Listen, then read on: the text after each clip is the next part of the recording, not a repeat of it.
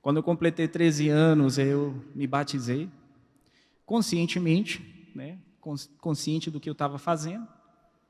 E de lá para frente, eu tive uma vida humanamente, a gente poderia falar que cristã, humanamente. Só que por volta dos meus 22 a 23 anos, Deus tocou meu coração. Eu não estou negando o que Ele fez dos 13 anos para esse ponto. Ele fez muita coisa em mim, pela misericórdia dEle. Mas aos 22, 23 anos, Ele me tocou realmente de uma forma diferente. E Ele me tocou através de um versículo em Mateus, que vocês conhecem, onde Ele fala, em Teu nome expulsamos demônios, em Teu nome pregamos, em Teu nome fizemos muitos milagres. Porém, Jesus falará para eles, afastem-se de mim, aqueles que fazem a iniquidade. Tocou muito no meu coração, por quê? Porque eu tinha uma vida cristã de muito tempo, nasci no seio de uma família evangélica, conhecia a palavra, não era uma pessoa que dava muito trabalho aos meus pais, dava algum que outro, mas não dava assim muito trabalho para meus pais. Tocou meu coração porque eu nunca tinha expulsado demônios, eu nunca tinha feito um milagre só, nunca fiz. Poucas vezes tinha pregado. E nessa parte, Deus está falando que tem gente do nosso meio que fará milagres, que expulsará demônios, mas que vai ficar de fora. Para mim isso foi muito forte. E me levou a pensar, existe um ponto? Na verdade, nesse momento, foi o ponto em que eu pensei, o que eu estou fazendo com a minha vida? Eu sou salvo realmente? Estou fazendo a vontade de Deus realmente? Pouco tempo atrás, Deus me falou a respeito do primeiro amor. Mas eu gostaria de começar a ler. O primeiro amor está em Apocalipse 2, mas eu gostaria de ler primeiro Apocalipse 1, para simplesmente frisar alguns detalhes. O primeiro detalhe está em Apocalipse 1, verso 10. A palavra de Deus fala assim: achei-me em espírito, no dia do Senhor, e ouvi por trás de mim grande voz como de trombeta. Achei-me em espírito no dia do Senhor. Qual que seria esse dia? Não é a morte e ressurreição, já tinha acontecido. Tem um dia lá no futuro, que é chamado do dia do Senhor. Um dia muito importante para Jesus. Um dia, provavelmente, onde Ele vai casar com sua noiva. Ele está esperando esse dia, tanto que é chamado dia do Senhor. E João, 2000 anos atrás, ele foi levado para esse dia. O que vês, escreve em livro e manda às 7 igrejas: Éfeso, Esmirna, Pérgamo, Tiatira, Sardes, Filadélfia e Laodiceia. Ele pediu para João, além de ter levado João para aquele dia do Senhor, ele pediu para registrar o que ele vai ver. Qual que seria a intenção de Deus para levar João para aquele dia e falar, escreve o que você vai ver? Qual que seria a intenção? O que vocês acham? E diz, lá no verso 16, pula o verso 16, tinha na mão direita 7 estrelas, né? Jesus está descrevendo o que ele está vendo. Tinha na mão direita 7 estrelas, e da boca saiu uma afiada espada de 2 gumes. O seu rosto brilhava como o sol na sua força. E no versículo 20, fala assim: quanto ao mistério das 7 igrejas que viste, na minha mão direita, e os 7 candeeiros de ouro, as 7 estrelas são os anjos das 7 igrejas, e os 7 candeeiros são as 7 igrejas. Então, 3 pontos que eu queria frisar, que me chamou a atenção. Nós temos o João que foi para o dia do Senhor, Segundo, Jesus pediu para ele registrar o que ele vai ver. E terceiro, ele tem uma palavra para as igrejas. Eu só vejo uma característica de Jesus, uma das 1000 que ele tem, 1000 positivas, né? Tudo dele é positivo. Mas uma característica de Jesus é que ele adverte a sua igreja, está advertindo a sua igreja, sempre. Mateus 24, ele está advertindo quando serão os últimos tempos. Ele está advertindo nas parábolas. E aqui, esse mesmo Jesus, ressuscitado, está advertindo a igreja. Quem? Qual igreja? Essa igreja aqui no futuro. Ou seja, todos nós aqui presentes. Ele queria que registrasse o que ele vai ver, porque ele queria advertir a nós. Agora eu gostaria de passar para Apocalipse 2. Apocalipse 2, capítulo 1, fala assim. Vou ler até o 7. Ao anjo da igreja em Éfeso: estas coisas diz aquele que conserva na mão direita as 7 estrelas e que anda no meio dos 7 candeeiros de ouro. O que era candeeiro? As igrejas. E ele está no meio das igrejas. Ele está no meio dos candeeiros, ou seja, Jesus está assim de olho na sua igreja. Ele comprou a igreja. Então a igreja dele, é lógico, ele está agora no meio da sua igreja, olhando, vendo o que nós estamos fazendo. Ele adverte, ele gosta de corrigir, direcionar, porque ele nos ama. Então ele está no meio de nós, olhando os nossos corações, vendo o que está faltando e está nos advertindo. E ele fala, versículo 2: conheço as tuas obras, tanto o teu labor como a tua perseverança, e que não podes suportar os homens maus, e que puseste à prova os que a si mesmos se declaram apóstolos, e não são, e os achaste mentirosos, e tens perseverança, e suportaste provas por causa do meu nome, e não te deixaste esmorecer. Até ali, é uma igreja quase perfeita. Olha, perseverança, boas obras, suportaste homens maus, não suportaste homens maus. Essa igreja identificou os apóstolos que não tinham a doutrina de Deus. Então nós estamos falando, não se deixou esmorecer. É uma igreja quase perfeita. Você já pensou que Deus olhe para você, Jesus olhe para você e fala, tuas obras são boas? Você já pensou? Nossa, você persevera, você não se desanima. Isso é muita coisa. Se Jesus te fala isso aí, nossa, é demais. Só que no verso 4 ele fala assim: tenho, porém, contra ti que abandonaste o teu primeiro amor. Ele colocou coisas positivas da igreja de Éfeso. Mas ele colocou uma coisinha que estava faltando. Vamos lembrar, ele está olhando a sua igreja no futuro. Está vendo a gente, ele está olhando a gente. E ele está falando, nessa ocasião, falta o primeiro amor nessa igreja. Tem boas obras, se esforça, persevera, tem uma doutrina adequada, não se desanima, mas está faltando o primeiro amor. Lembra-te, pois, de onde caíste, o 5. Arrepende-te e volta à prática das primeiras obras. E se não, venho a ti e moverei do seu lugar o teu candeeiro, caso não te arrependas. Ele vai tirar o candeeiro dessa igreja. Essa igreja vai deixar de ser igreja, só porque perdeu o primeiro amor.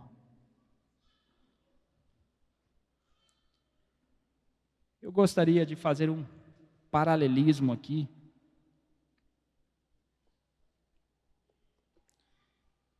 Citar somente Mateus 23, se os irmãos não precisam ler, mas em Mateus 23, Deus dá muitas características negativas aos fariseus. Ele chama os fariseus de hipócritas, guias cegos, cobiçosos, sepulcros caiados, serpentes, raça de víboras, assassinos de profetas. Cansado da atitude dos fariseus, começa a apontar o que ele não gosta deles. Mas os fariseus não eram o povo escolhido? Dos fariseus não saíam aqueles sacerdotes?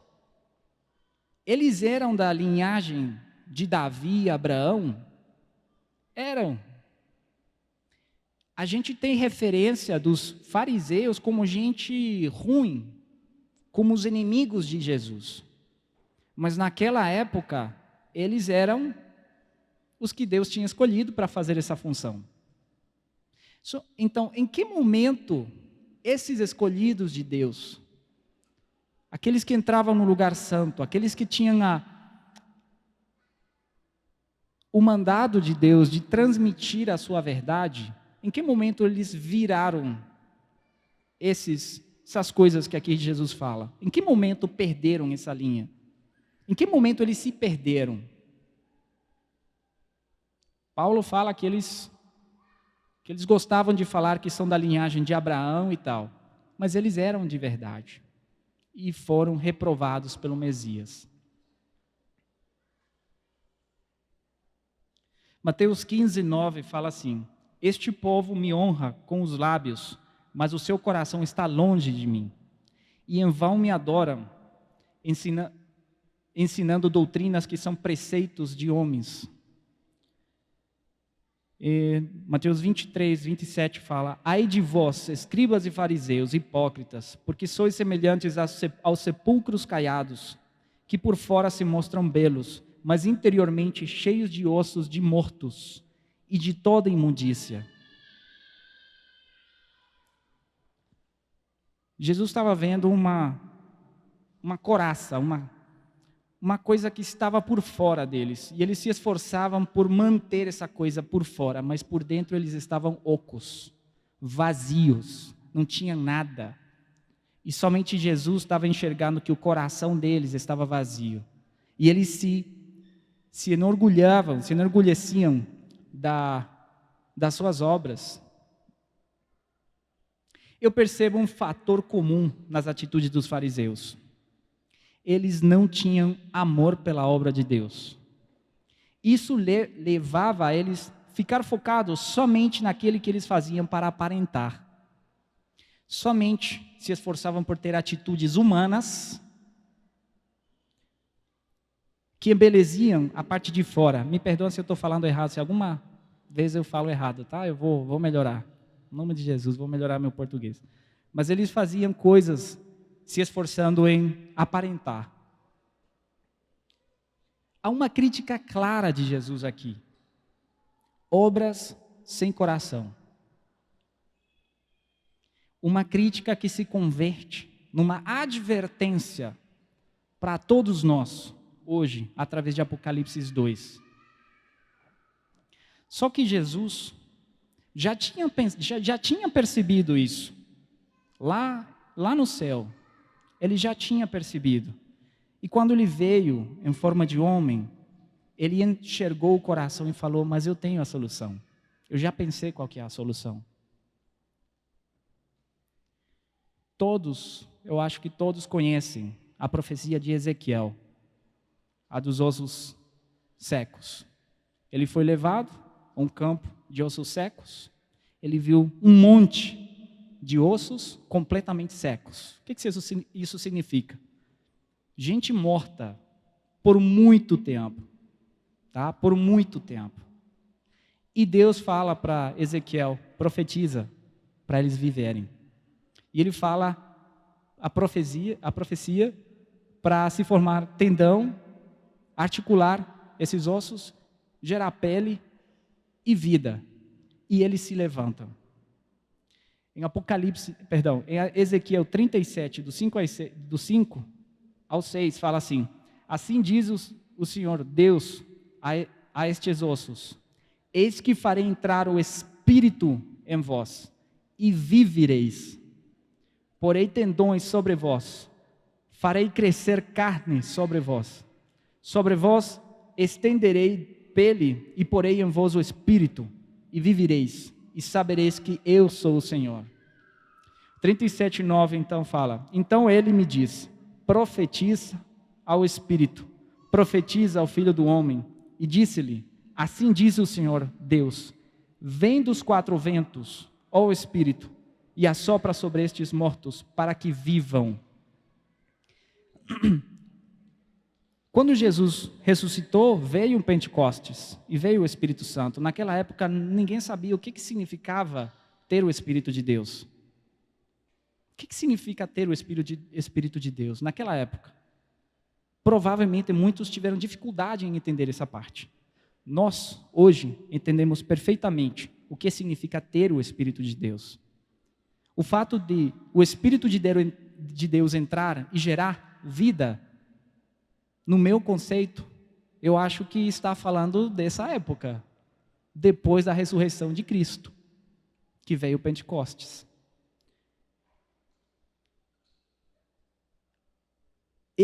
Jesus, estava percebendo que o que nós precisávamos, lá na época dele, os fariseus precisavam, era o Espírito dele, dentro de nós. Porque sem o Espírito, nós fazíamos obras para nós, para brilhar, para fazer tudo certinho, no humanamente aceitável, mas vazios por dentro. E Jesus estava enxergando o coração dos fariseus. Toda vez que eles se apresentavam, ficavam de perto, Jesus falava as mesmas coisas em contra deles. E Jesus mesmo falou em João 16:13, fala assim: quando ele via o coração dos fariseus, ele falou assim: quando vier, porém, o Espírito de verdade, ele vos guiará a toda a verdade, porque não falará por si mesmo, mas dirá tudo o que tiver ouvido e vos anunciará as coisas que hão de vir. Hoje nós temos uma situação bem diferente daquele dos fariseus. Hoje nós temos o Consolador do nosso lado, que nos leva a toda a verdade, nos convence do pecado, da justiça e do juízo. Não há por que seguir a Jesus nas nossas forças, a partir do Pentecostes. Não temos por que fazer a obra de Deus sem agir do Espírito Santo. Não temos por que nos esforçar para agradar a Deus com a nossa carne, com a nossa força. Não existe um motivo para fazer isso. Já foi feito e deu errado. Mas Jesus tinha a solução e apresentou a solução para todos nós. Deixou o seu Espírito para a gente poder agradar a Deus da forma que Ele quer que nós agrademos Ele, da forma que Ele quer que nós atuemos. Não há por que não nos arrepender. Não há por que não fazer a obra de Deus sem a guia do Espírito Santo. Em certo momento, Jesus estava acho que a fonte de água, a história da samaritana, da mulher samaritana. E em um momento, a mulher samaritana falou para Jesus: aqui o povo fala que devemos adorar nesse lugar, mas os judeus falam que devem adorar lá em Jerusalém. Naquele momento, você não poderia adorar a Deus se não fosse em Jerusalém, no templo. Não existia vou adorar aqui. A palavra, a lei, falava que você tinha que adorar no templo. E Jesus fala assim: podes crer-me que a hora vem, quando nem neste monte, nem em Jerusalém, adorareis ao Pai. Vos adorais ao que não conheceis. Nós adoramos o que conhecemos, porque a salvação vem dos judeus. Mas vem a hora, e já chegou, em que os verdadeiros adoradores adorarão o Pai em espírito e em verdade, porque são estes que o Pai procura para seus adoradores. Deus é espírito, e importa que seus adoradores o adorem em espírito e em verdade. Essa aqui é um ponto no qual eu posso ver um Jesus pensando, sonhando com a solução. Lembrando desses fariseus hipócritas que atuavam só para brilhar e pensava, os meus adoradores adorarão em espírito e em verdade, porque eu vou embora, mas eu vou deixar para eles meu espírito. E meu espírito, que sou eu, vai revelar a eles a forma de adorar, vai revelar a eles a forma de atuar. Novamente, eu queria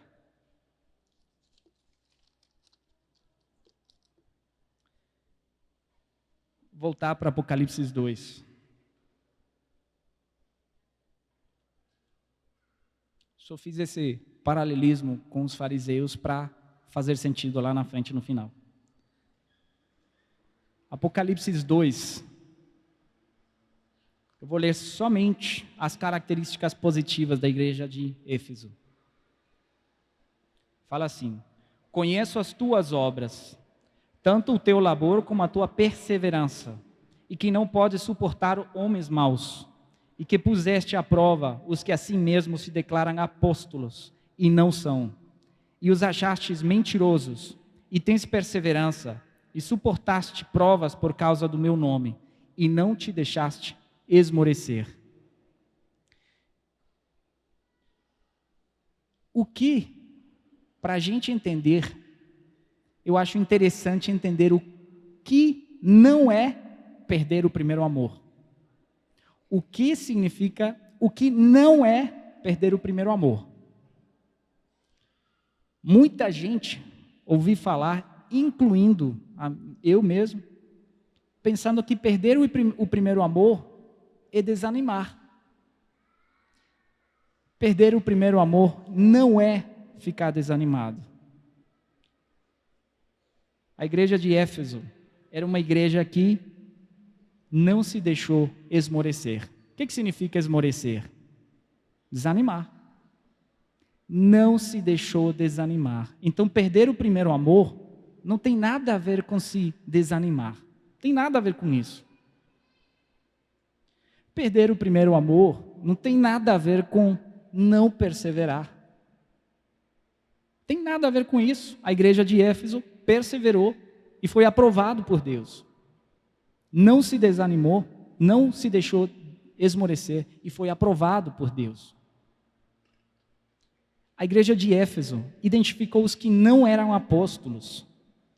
Ou seja, eles tinham a doutrina correta. Eles sabiam qual que era a doutrina que Jesus deixou. Então, eu posso estar animado, eu posso perseverar, eu posso conhecer a palavra perfeita, direitinho, conhecer todo o que as escrituras me falam para fazer, mas mesmo assim eu posso me perder. Vocês não acham essa parte um pouco forte para a gente? Em Mateus fala, em teu nome expulsamos demônios, fizemos milagres, mas Jesus vai falar, não conheço vocês. Podemos ter todas essas qualidades e mesmo assim ficar de fora. O que será que Jesus quer, igreja de Deus? O que será que Jesus está demandando da gente? Jesus, no meio de nós, olhando os nossos corações, além de ter morto pelos nossos pecados, ressuscitado, vencendo a carne, vencendo a morte, para nós poder viver, ele não ficou conforme com isso, ele ficou focado em nós. Em que eles vão falhar no futuro? O que Jesus quer? Meu Deus, perseverança, boas obras, animado, e ainda fica de fora? Cara, só se for perfeito, né? Só se for perfeito. Pois é, irmãos, Ele quer perfeição. Jesus quer uma igreja perfeita. Jesus quer uma igreja perfeita. Jesus quer a igreja de Belo Horizonte e regiões sendo uma igreja perfeita. Nós não vamos chegar nessa perfeição nas nossas forças. É impossível fazer isso. Vamos desanimar no caminho. Não vamos continuar. Tem gente que continuou e não se desanimou e ficou de fora. Se nós vamos nas nossas forças, nós não vamos conseguir nem perseverar. Vamos desanimar na hora. Quando Jesus toca as nossas vidas, antes de falar isso, quando Deus falou isso para mim, Ele começou falando através de um sonho que eu tive. Era um sonho que acho que não é relevante, tanto é que me lembro só 20% do sonho, né? Eu me lembro que estava sonhando, um governo estava controlando o que a gente fazia, pegou os nossos celulares, colocou aplicativo só que eles queriam que a gente use e tal. E enquanto eu estava assim falando, não é possível, está fazendo isso e tal, no meio do sonho apareceu uma música que eu conheço, que existe. Uma música que fala assim, eu vi a pedra do túmulo é uma música em inglês, inclusive, eu vi a pedra do túmulo de Jesus rodando, e eu vi o túmulo vazio. O coro da música é essa. Eu comecei a cantar essa música durante o sonho, e Jesus falou assim para mim, bom, uma voz falou comigo, eu assumo que é Deus, né? Uma voz falou assim comigo, eu vou voltar e eu vou recolher somente aqueles que tenham visto o túmulo vazio. E acordei na hora. Poderia ser muito simples entender o que esse sonho significa, mas eu fiquei um pouco insatisfeito. Eu pedi para Deus me revelar o que significa 2000 anos depois poder ver o túmulo vazio, porque eu não estava lá, eu não consigo ver o túmulo. Uma faixa de tempo que faz isso impossível. E ao longo dessas semanas, meses, Deus me respondeu e me mostrou a atitude dos discípulos, da gente que ficava perto dele, e a mudança que houve deles nos 3 anos de ministério para depois da ressurreição. Na minha percepção, eles tiveram uma atitude completamente diferente. Mudaram drasticamente, dramaticamente. Você vê um Pedro totalmente sanguíneo, um Pedro emocional, um Pedro que fala para Jesus, eu vou morrer por você, eu vou morrer com você. Se alguém te pegar, eu vou com você, eu não me importo de morrer. Horas depois ele estava negando Jesus. Isso mostra uma atitude completamente emocional. Vê os discípulos aí falando para Jesus, quem que é o mais importante? Jesus, fala aí para eles quem que é o mais importante. Eu estou com você o tempo todo, né? Fala para eles quem que é o mais importante. Completamente desfocado. Depois da ressurreição, você vê um Pedro se levantando para falar, todo mundo se cala. Não tem mais esse negócio de quem que é mais importante, o que ele está falando aí, eu sou mais importante. Eu fiquei do lado de Jesus mais tempo, o que ele está falando? Não, ele se parou para falar, levantou para falar, os outros ficaram caladinhos, ouvindo, em silêncio, em união espiritual.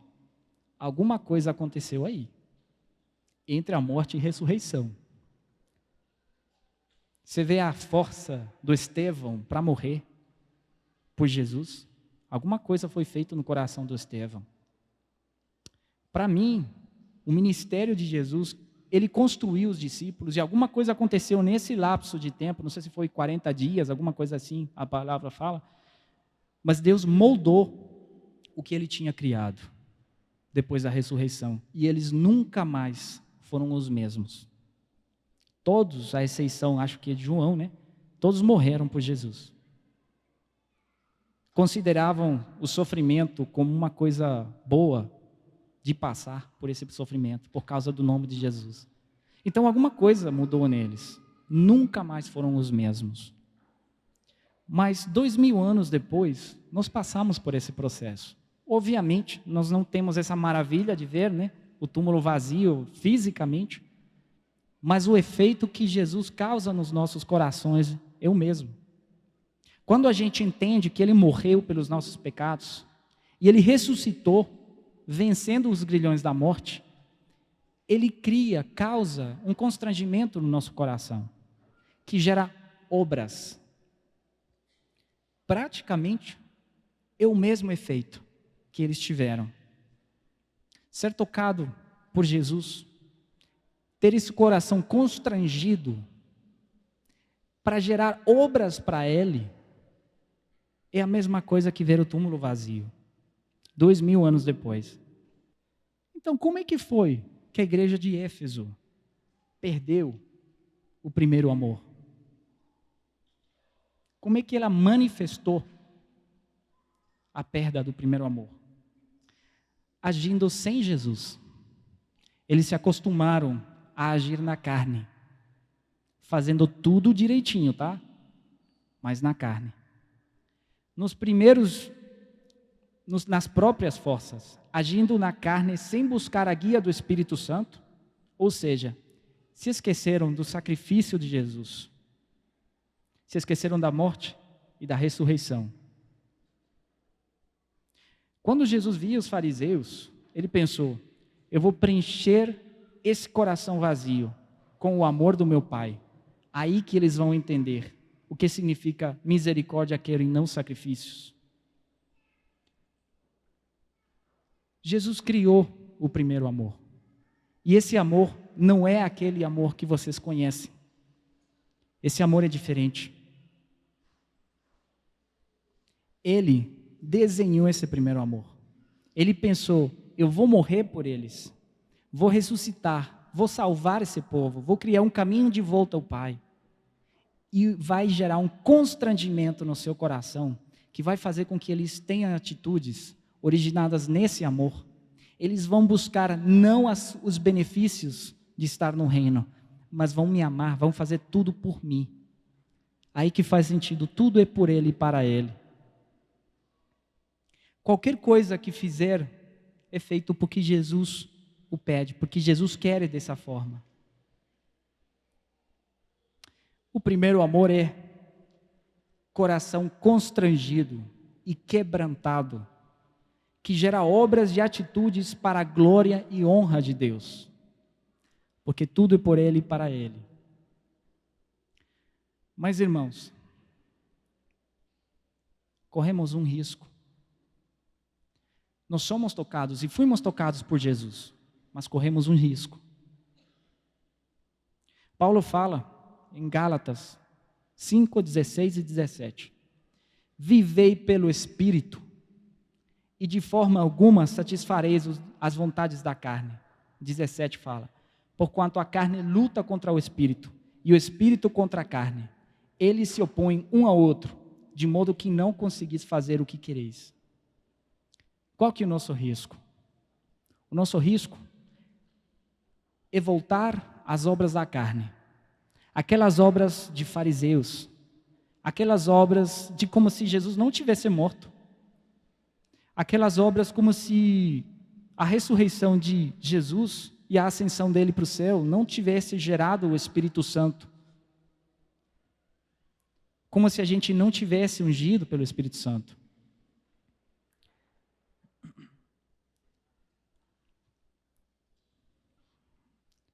O que esse versículo traz para mim?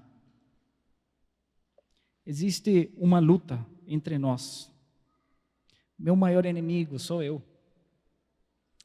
Minha carne pode ser usada por Satanás, mas dentro de mim existe um servo de Deus, que tem o Espírito Santo, o poder para fazer a obra de Jesus. E eu preciso alimentar esse Espírito Santo. Vivam no Espírito, fala Paulo. Alimentemos o Espírito Santo que já está dentro de nós. Alimentemos o Espírito Santo e não alimentemos a carne. A carne tem que ficar fraquinha para o Espírito sobressair, para o Espírito guiar as nossas decisões. Não tem outra forma de alimentar o Espírito Santo se não for através da intimidade com Jesus. Não existe outra forma. Se eu não tenho intimidade com Jesus, automaticamente eu estou alimentando a carne. Automaticamente eu vou começar a ouvir as vozes que o Martim falou. Automaticamente. Duas coisas que eu quero enfatizar aqui. A primeira, impacta diretamente na comunhão dos santos. Diretamente.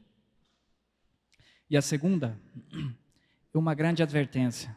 Apocalipse 2 significa muito mais para a gente, agora nesses tempos, do que para os outros, bem no início. Primeiro, na comunhão dos santos. Eu sou uma pessoa que gosta de aviação, tá? Eu não sou piloto, mas eu sempre quis ser piloto. E um piloto, quando decola, ele chega numa altitude cruzeiro, e ele aperta um botãozinho, um só, que controla tudo. Ele chega na altitude cruzeiro e ele faz assim, clique, e tudo começa no automático. Os motores começam a andar no automático, né? Regula o motor, altitude, temperatura, inclinação, vento, sei lá o que, tudo fica no automático. Para que existe esse botão? Você já pensou um voo transatlântico, 7, 8 horas de voo? O que eles fazem? Vocês acham que os pilotos ficam controlando o óleo, a temperatura, a potência dos motores e tal, o tempo todo, durante 8 horas? Não, eles dormem 80% do tempo. Esse piloto automático é muito bom, porque o piloto consegue descansar, né? Se relaxar, não precisa controlar tudo, e ele continua andando. Infelizmente, existe um piloto automático em nós, depois de conhecer a Jesus. Um piloto automático que nos fala, tá tudo ok, tá tudo bem, você não precisa fazer mais nada, você está fazendo tudo certinho. Esse piloto automático destrói a comunhão dos santos e as nossas vidas. Quando Jesus toca os nossos corações, nós começamos uma caminhada em direção ao alvo. Pode ter que certos aspectos na minha vida precisam de mais tempo, outros não, mas eu estou caminhando hacia o alvo. O piloto automático me diz, não precisa caminhar, você está indo na direção certa, fica tranquilo, fica em paz. Eu tenho aprendido que Jesus não é uma pessoa, Deus não é uma pessoa, aqui quando ele foi homem, ele nunca foi uma pessoa que ficou quieto. Ele constantemente evoluía. Ele não quer que nós fiquemos quietos. Em nossas vidas, quando a gente se converte, existe um monte de coisas que precisam mudar em nossas vidas. Mas a gente acha que já chegamos no ponto que é para descansar. 1 João fala que nós temos pecados. E quem fala que não tem pecado, mente. E faz de Jesus um mentiroso. Ninguém vai falar, e eu sei que ninguém falou isso, mas as nossas atitudes podem estar falando isso. Eu sei que em algum momento Deus tem falado com vocês. Você precisa mudar esse orgulho que está no seu coração. Você está aqui, no encontro geral. Você vai num grupo caseiro.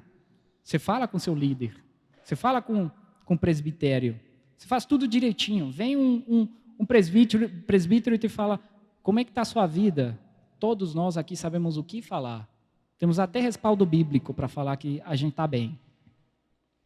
Mas lá dentro do seu coração, existe um ponto que somente Jesus enxerga. ele enxergou esse pontinho dentro do coração dos fariseus. E era isso que ele queria mudar. Ele quer uma igreja perfeita. Eu posso estar vindo nos encontros gerais, posso estar indo no grupo caseiro, posso estar me relacionando, mas dentro de mim poderia haver coisas no automático. Orgulho que nunca vai mudar, ciúmes entre irmãos, falta de palavra de Deus. Muitas vezes o grupo caseiro fica em silêncio se o líder não fala. Mas na Bíblia não fala que o líder será o único que irá falar nos encontros caseiros. Não fala isso. Nós somos um grupo de discípulos. E como discípulos, precisamos da guia do Senhor. O automático não nos deixa buscar a palavra de Deus. Para que você vai se esforçar em orar? Para que você vai ler a palavra? Para quê? Pergunta o líder. Você não entendeu? Pergunta o líder. Você vai acordar cedo para orar? Você está cansado. Você vai nos encontros. Para que você precisa orar? Quem está casado e tem família, sabe. Não é fácil liderar uma casa, ser cabeça. Não é fácil. Mas nós temos o Espírito Santo que vai nos ajudar a detectar o que precisa ser mudado. Nossa casa não é perfeita. Nossos filhos não são perfeitos. Nossas esposas não são perfeitas. Nossos cônjuges não são perfeitos. Mas nós precisamos ter uma direção. Quantas coisas que precisam ser mudadas não são mudadas por causa do automático? Quantas coisas você enxergou no seu filho, na sua filha, identificou que precisa ser mudado, mas como está no automático, não foi mudado? Muitos irmãos acabam uma vida longa, anos, com o mesmo erro, sem mudar. Muitos problemas entre os irmãos são ocasionados por aquele orgulho que você já tinha que ter mudado há muito tempo atrás. Por aquela vanglória, sentimento de superioridade, achando-se que você é superior aos outros, que você é mais espiritual, que você é mais iluminado. Ou o inverso, sentimento de inferioridade, eu nunca falei assim, eu nunca vou fazer isso, nunca vou ter palavra de Deus. Isso é mentira. Quantas vezes você está com raiva com um irmão e passa o tempo e você não resolve esse problema? Afeta diretamente a comunhão dos santos, irmãos.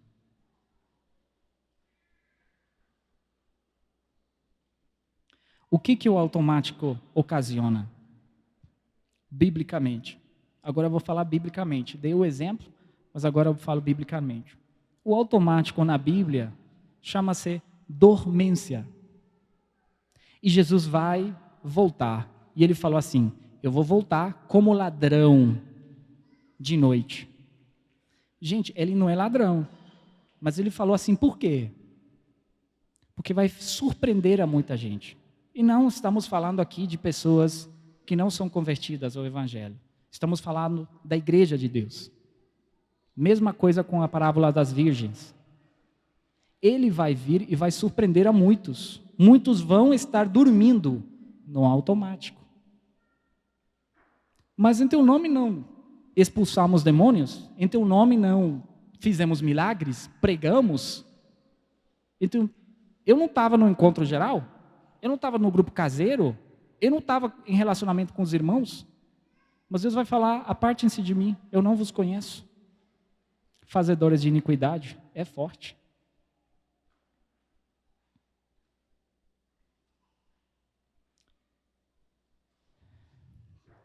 O primeiro amor não existe se a gente não tem intimidade com Deus.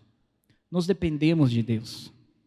Nós dependemos da palavra de Deus, da direção de Deus. Nós não podemos ser a igreja que nós queremos ser. Nós não podemos ter uma ideia de igreja e nos esforçar para ser essa igreja. A ideia de o que é igreja já está feita pelo próprio Jesus. A igreja é dele, não é nossa. Ele morreu pela igreja. Nós não morremos. Ele comprou com seu sangue.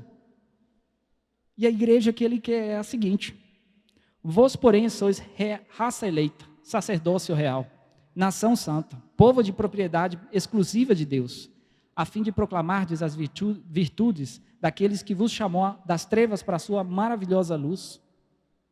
Efésios 1:4. Assim como nos escolheu nele antes da fundação do mundo para sermos santos e irrepreensíveis. Ele já tem a ideia de igreja. A igreja é essa. Agora, cabe a nós seguir esse caminho. Ser santos e irrepreensíveis. Ser a raça eleita. Somos sacerdotes. Todos nós somos sacerdotes. E o último ponto. Existe um senso de urgência nessa palavra. Essa palavra foi para muitas pessoas no passado.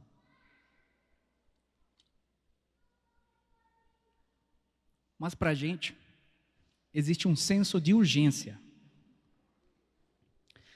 Em Mateus 24, ele fala dos tempos, né? E ele fala, quando ouvires rumores de guerra e guerras, vocês sabem que o tempo tá pronto, tá cedo, tá pronto, né? Bom, vocês entendem o que eu estou querendo falar aqui. Mas isso já tem acontecido muito no passado. Já houveram muitas guerras, já há muitos rumores. Sim, mas hoje nós temos uma pequena diferença. Nós temos ditadores com armas nucleares que em qualquer momento eles vão usar essas armas nucleares. Isso nunca existiu no passado. Nunca existiu uma arma nuclear capaz de destruir um continente inteiro. Não precisa ser Brasil, não precisa ser a Sul-América. Vamos pensar na China, o impacto é direto aqui. Todo mundo vai se ver afetado. Todo mundo vai entrar em guerra. Isso em qualquer momento acontece. Nós temos uma guerra aí, que todo mundo está olhando, e falou isso, fez isso, e está meio que está pendurado de um fio. Os tempos, o final dos tempos, a volta de Jesus está perto, muito perto. Por isso que Apocalipse 2 tem um senso de urgência para todos nós. Antes de Jesus voltar, em 2 Tessalonicenses, ele fala que haverá uma apostasia. Fala assim, ninguém de nenhum modo vos engane, porque isto não acontecerá sem que, falando da volta, né? Não acontecerá sem que primeiro venha a apostasia e seja revelado o homem da iniquidade. O que é apostasia? Apostasia simplesmente é voltar atrás naquilo que você proclamou uma vez. Isso que é apostasia. De quem que vai ter? De onde que teria que acontecer? De onde vem essa apostasia? Vem da igreja.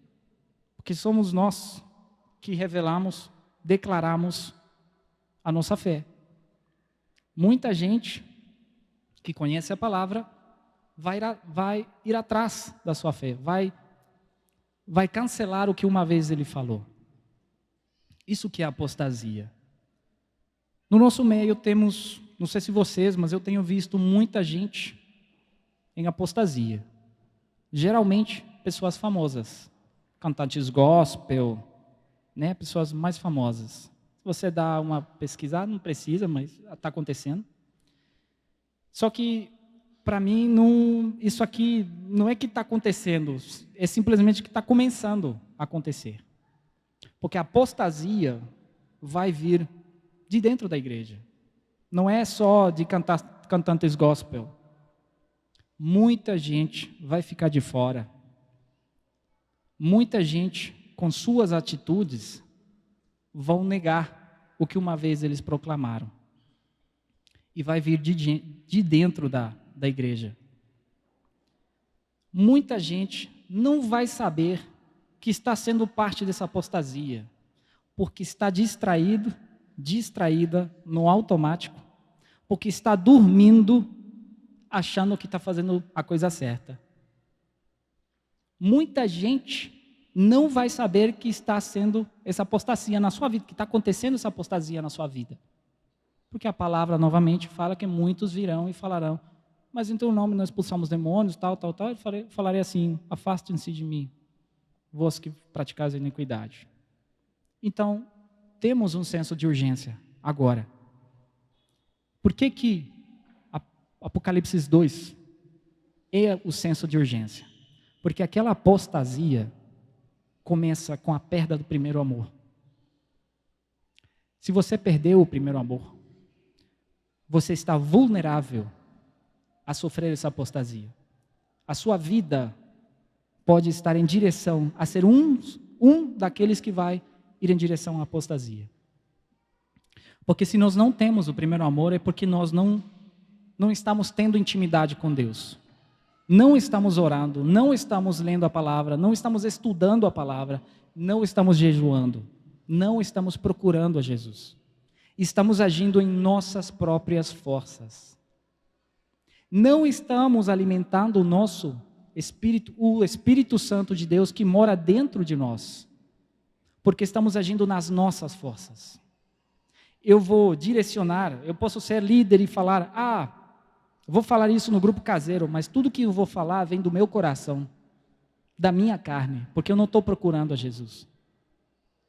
Muita coisa que precisa ser mudado nas nossas vidas não está sendo mudada por causa da dormência.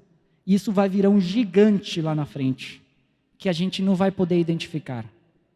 Nós vamos saber que estávamos na apostasia quando Jesus fale para nós, afastem-se de mim, vós que praticais a iniquidade. Então, irmãos, precisamos acordar, precisamos despertar. Se você acha que você está sem o primeiro amor, se você acha que perdeu o primeiro amor, você precisa acordar agora. E nós não podemos andar sozinhos, irmãos. Nós não podemos andar pensando coisas sozinhos. Nós não podemos estar sentindo coisas sozinhos. Nós precisamos uns dos outros. Precisamos da comunhão dos santos. Comunhão não é ir comer um churrasco. Comunhão não é só andar e ir para a padaria junto. Não. Comunhão é estar em união com o irmão. Se não tem guia do Espírito Santo, se não tem direcionamento, se não tem palavra de ânimo, não é comunhão. Não tem benefício. O mundo faz uma comunhão muito bonita. E eu acho que até melhor que a gente poderia em muitos aspectos. O mundo faz muita coisa bacana. Mas isso não nos importa o nosso crescimento em direção ao alvo, que é Jesus. Nós precisamos manifestar os frutos do Espírito Santo. Nós precisamos manifestar os dons do Espírito Santo. Cadê o profeta no grupo caseiro? Cadê aquele que vem com palavra de ânimo? Cadê essa pessoa que traz palavra de ânimo diretamente de Jesus? Cadê essa pessoa? Não vai chegar se a gente não entra em intimidade com Jesus, irmãos. Não vai ter, não adianta nos esforçar. Vamos ficar ansiosos, vamos ter ciúmes, vamos ter muita coisa da nossa carne e o Espírito não vai se revelar. Precisamos de intimidade com Jesus. Estamos nos últimos tempos. Muita gente vai ficar de fora. Não podemos ser aqueles que ficam de fora. A profecia do vale dos ossos secos, Jesus soprou dos quatro ventos e colocou o Espírito que deu vida a essas pessoas. E a profecia fala que eles se levantaram, eram muitos, como um exército. Sabem que eu entendo essa parte de exército? Nós vamos sofrer muitos ataques. Já estamos sofrendo muitos ataques. Se você não está sofrendo, porque você está distraído e está achando que o ataque é normal. Mas nós estamos sofrendo muitos ataques. Esposa contra o esposo contra a esposa. Existem ataques.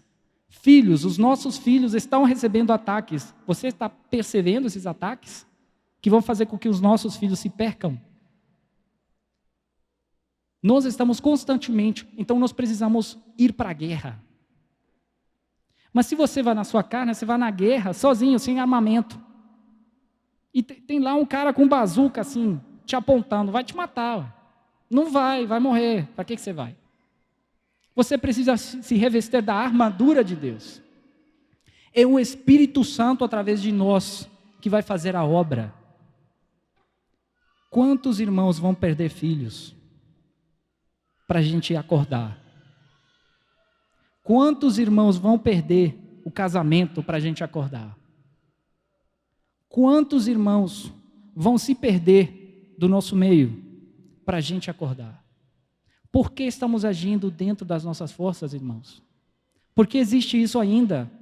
Se nós conhecemos a verdade, se nós conhecemos o Espírito Santo, por que nós não estamos acordando de manhã para procurar a palavra de Deus? Por que os homens não estão acordando todos os dias de manhã para a salvação da sua casa? Os nossos primeiros discípulos são os nossos filhos, é a nossa esposa.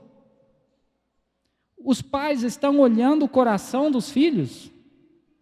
O seu filho está agindo como um filho de Deus, como um discípulo, está em caminho ao batismo. Você está se preocupando com isso? As atitudes não vão mudar a realidade. O que vai mudar, caso nós tenhamos perdido o primeiro amor, é a intimidade com Jesus.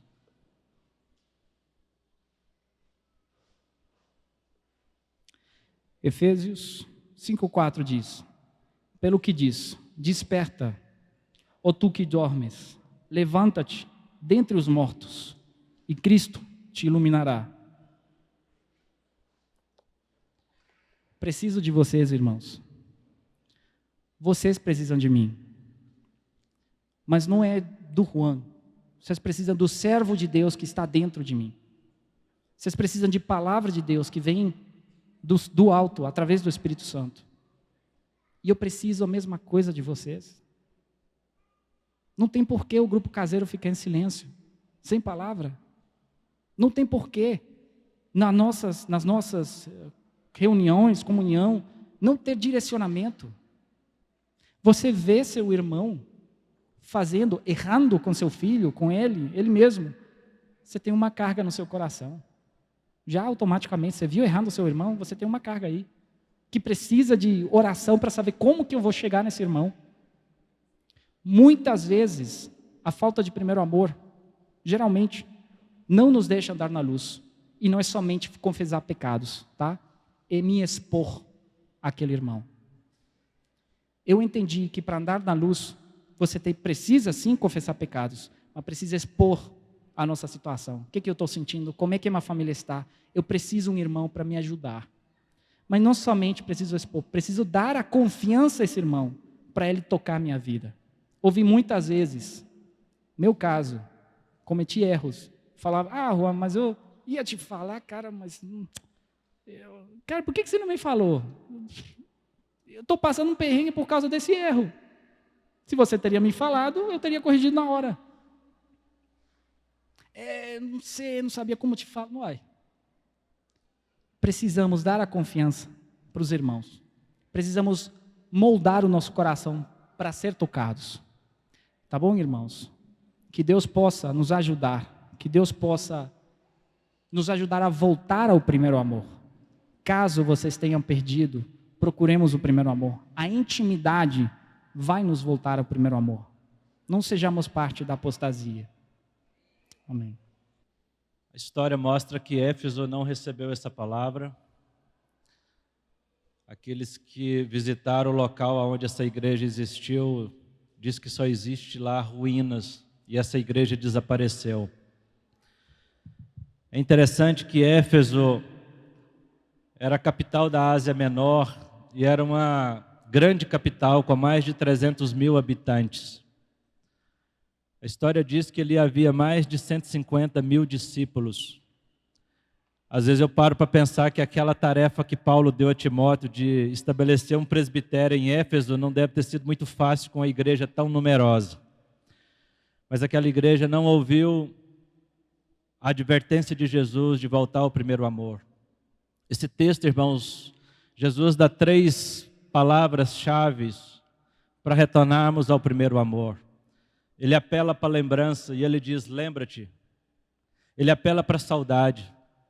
Nós hoje podemos nos lembrar, talvez, de tempos onde nós fomos mais dedicados ao Senhor, onde nós acordávamos com mais disposição, onde nós tínhamos mais sede da palavra, mais sede de comunhão, onde a nossa comunhão nós nos dávamos a conhecer, andávamos na luz, a comunhão não era artificial, mas era uma comunhão genuína, de vida na vida. Lembra-te, Deus apela para a saudade do tempo em que nós tínhamos mais relacionamento com Ele, onde nós o preferíamos mais. Pensa nisso hoje, nessa manhã. A segunda palavra é arrependimento. Irmãos, a palavra arrependimento só é aplicada normalmente aonde há convicção de pecado. A perda do primeiro amor é abandono. Nós precisamos de entender que ao abandonarmos o primeiro amor, é uma atitude voluntária, consciente de abandono. Nós estamos escolhendo outras coisas que preencham, ou outras coisas que substituam Deus na nossa vida. Arrepende-te. Arrependimento, irmãos, nesse caso aqui, é porque o abandono é uma atitude voluntária, consciente, de não preferir o Senhor, de não escolher o Senhor. E nós precisamos de nos arrepender disso, de tentar substituir Deus, ou de colocar, ou simplesmente de abandonar o relacionamento com Deus, de abandonarmos a sua palavra, e de abandonar a busca para sermos mais cheios do Espírito Santo. E o texto diz, volta à prática das primeiras obras. Qual que é a prática das primeiras obras da nossa vida, irmãos? Quais que foram os primeiros passos que você e eu recebemos quando nós nos convertemos? Oração, buscar Deus pela manhã, meditação na palavra de Deus, meditarmos na palavra, meditarmos na apostila 1, por exemplo, mas meditação na palavra, comunhão uns com os outros. Irmãos, basicamente isso é a prática das primeiras obras. Jejuns, memorização da palavra de Deus, são prática das primeiras obras. Então aqui tem 3 dicas preciosas no texto. Lembra-te, arrepende-te e volte à prática das primeiras obras. Irmãos, não é ser cheio do primeiro amor e voltar a praticar as primeiras obras. É praticar as primeiras obras, e à medida que você vai praticando, o primeiro amor vai retornando no seu coração. Amém?